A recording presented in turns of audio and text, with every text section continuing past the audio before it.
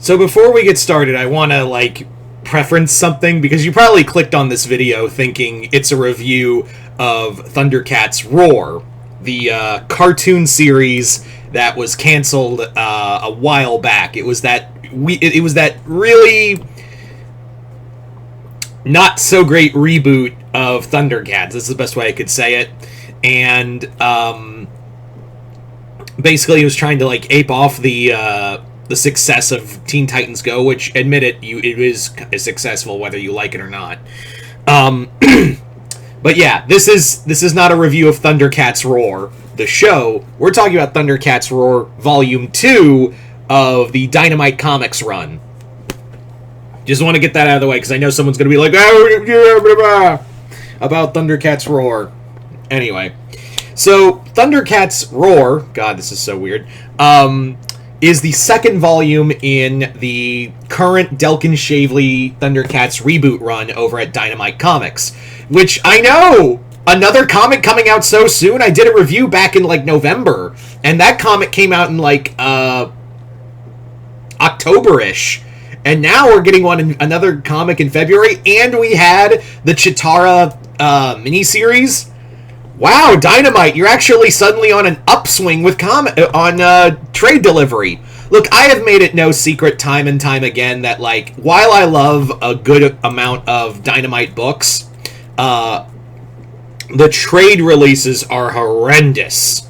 So, to see that, there's something coming out, there are comics coming out consistently is kind of mind-boggling. Anyway, so, let's talk about this book. So, for those who remember, this is a reboot of the Thundercats universe, and in there we had a lot of there was a lot of showing of Mumra and also the mutants. We also had Lion-O going through a lot of mental growth, because here what I really like about this comic is that while they talk about in the show he grew not in size, he grew in size but not of mind. Here they actually they took the time to talk about his mentality and still having the mind of a child and kind of getting through that. There's also a lot of holy shit, that happened. We still don't know what the connection between Jaga and Mumra is. And in here, this one kind of plays it a little more, shall we say, this one plays a little more interesting because it's very episodic, and it focuses on different characters who aren't Lion-O. And include it, it focuses on different characters, and it also has one issue focusing on Slithe.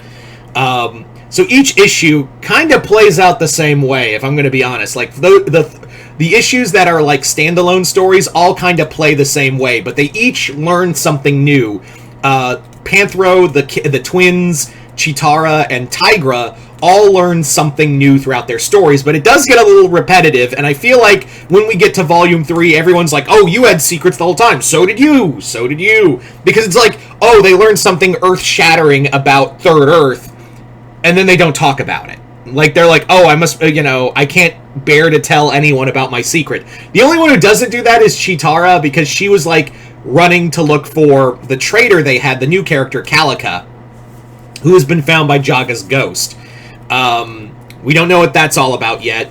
We also don't know, again, Jaga's connection to Mumra, but we do know some new startling facts about this. Is Third Earth was a penal colony for the mutants. We also get the introduction of Vulture Man. We're still waiting for Jackal Man, but yeah.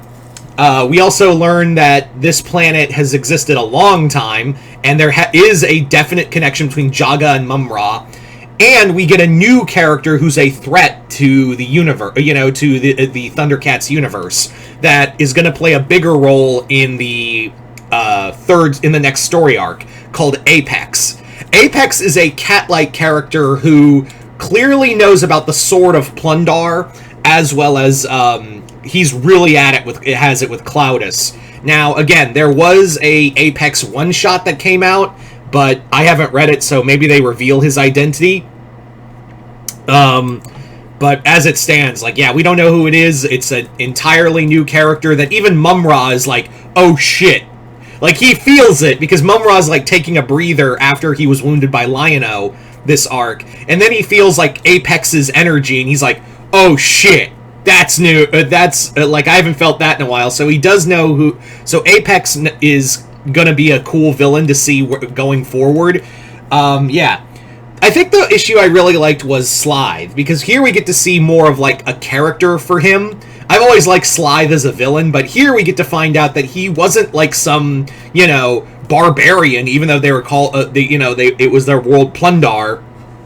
The mutants were just kind of fighting for survival, and the Thunderians were essentially genociding the mutants for control of Thundera, and Slythe was kind of like a Spartacus kind of character, fighting for the defense of his people.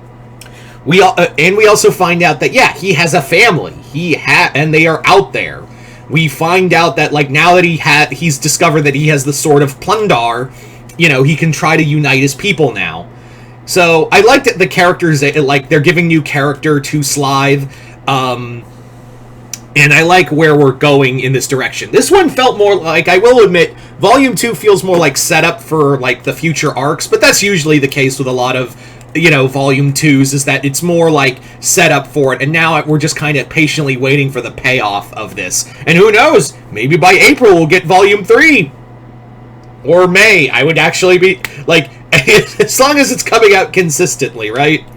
Anyway, so I have really been loving the new reboot of Thundercats.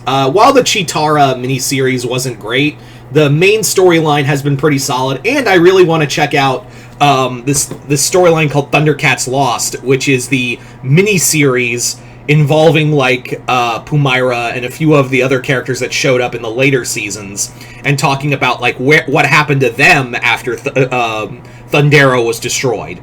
So that'll be cool. That'll be a cool miniseries to read when it comes out in trade.